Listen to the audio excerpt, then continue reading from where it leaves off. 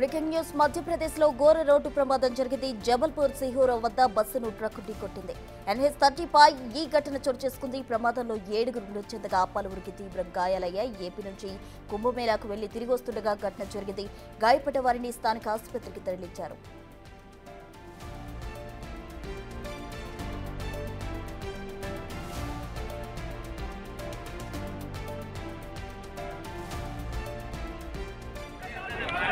यार तो खत्म ही हो गया। हाँ? है ही नहीं उसमें।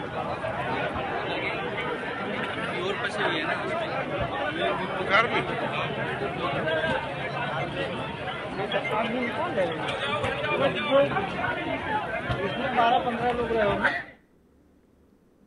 ఇదే అంశానికి సంబంధించి మరింత సమాచారం మా ప్రతినిధి శివ ఢిల్లీ నుండి అందిస్తారు. శివ, రైట్, ప్రస్తుతం మధ్యప్రదేశ్ జబల్పూర్ సమీపంలోని సిహోరా వద్ద హైవేపై నేషనల్ హైవేపై ఘోర ప్రమాదం చోటు చేసుకుంది.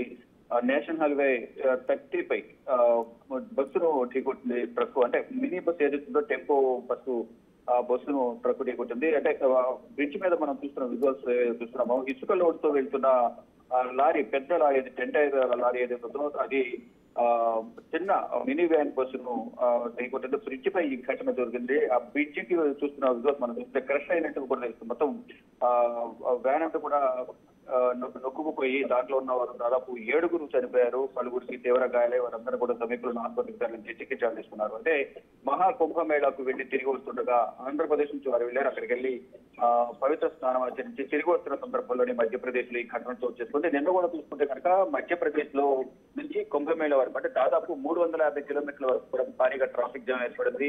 అందులోనూ నేషనల్ హైవే రహదారులను కూడా చాలా నీట్ గాను ఎక్కడ కూడా ఎటువంటి ఇబ్బంది లేకుండా ఉన్న నేపథ్యంలో వేగంగా వెళ్లడంతోనే ఇక్కడ ఈ ప్రమాదం జరిగింది అనేది ప్రధానంగా తెలుస్తోంది. అంటే పవిత్ర స్నానానికి వెళ్లి తిరిగి వస్తున్న సందర్భంలో ఈ విధంగా జరగడంతో వారి కుటుంబ సభ్యులందరూ కూడా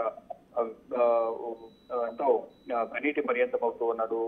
భగవంతుడి దగ్గరికి వెళ్లి తిరిగి వస్తున్న సందర్భంలో ఈ ఘటన జరగడం అనేది దురదృష్టకరమంటూ కూడా అందరూ భావిస్తూ ఉన్నారు. మరోవైపు ఏదైతే వాహనాలు వెళ్ళు తగిన జాగ్రత్తలు తీసుకోవాలి, వేగంగా వెళ్ళవద్దంటూ కూడా ఎప్పటికప్పుడు ఇటు ప్రభుత్వం పలు సూచనలు చేసినప్పటికీ కూడా ఇది ఏ విధంగా ప్రమాదం జరిగింది అనే దానికి మాత్రం ఇంకా దర్యాప్తు కొనసాగుతుంది. లారీ డ్రైవర్ ను అదుపులోకి తీసుకున్నారు. ప్రజెంట్ విచారిస్తూ ఉన్నారు. 7 చనిపోవడంతో వారి కుటుంబ సభ్యులు సమాచారం అయితే వారి కుటుంబ సభ్యులు కూడా ఇప్పుడు జబల్పూర్ వెళ్తున్న పరిస్థితి కనిపిస్తా ఉంది. ఇక ప్రయాగరాజ్ కు రోజు రోజుకు భక్తుల తాకిడి ఎక్కువ అవుతోంది. ఇప్పటికే 45 కోట్లు కూడా దాటి చేస్తోంది. అంటే ఉదయం 10 గంటల వరకే 44.75 లక్షలు 44,75,00,000 మంది ఈ రోజు ఉదయం వరకు కూడా త్రివేణి సంఘం అంతా పుణ్యస్నానం ఆచరించారు. రేపు మాఘ పౌర్ణమి కావడంతో ఈ భక్తుల తాకిడి మరింత ఎక్కువ అవుతోంది.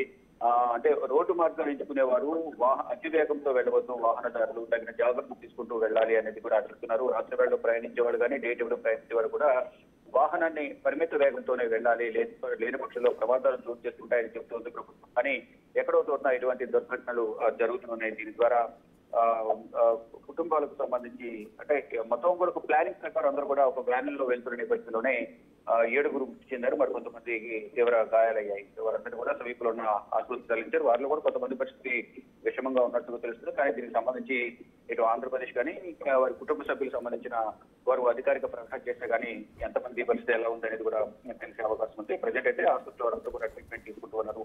కానీ ప్రభుత్వం ఒకటే సూచిస్తోంది, ప్రతి ఒక్కరు కూడా కుంభమేళకు వచ్చేవారు తగిన జాగ్రత్తలు తీసుకోవాలి. వాహనదారులు ఎవరైతే ఉన్నారో అందరూ కూడా పరిమిత వేగంతో రావడం ద్వారా వారికి ఎదుటి వారికి కూడా ఎటువంటి ఇబ్బంది ఉండదు అనేది ప్రభుత్వం సూచిస్తోంది. కానీ ఎక్కడో చోట ఎటువంటి ఘటనలు జరగడం పట్ల మాత్రం ప్రభుత్వం కూడా కొంత బాధ వ్యక్తం చేస్తున్న పరిస్థితి కనిపిస్తుంది. కానీ 7 సరిపోవడం అనేది ఎంతో విషాదకర వార్త. వారి కుటుంబ సభ్యులు కూడా కన్నీటి పర్యంతం అవుతున్న పరిస్థితి కనిపిస్తుంది. ఇక మొత్తంగా చూసుకుంటే ప్రయాగరాజులో జరిగే కుంభమేళకు భక్తుల సంఖ్య ఎక్కువ అవుతుంది.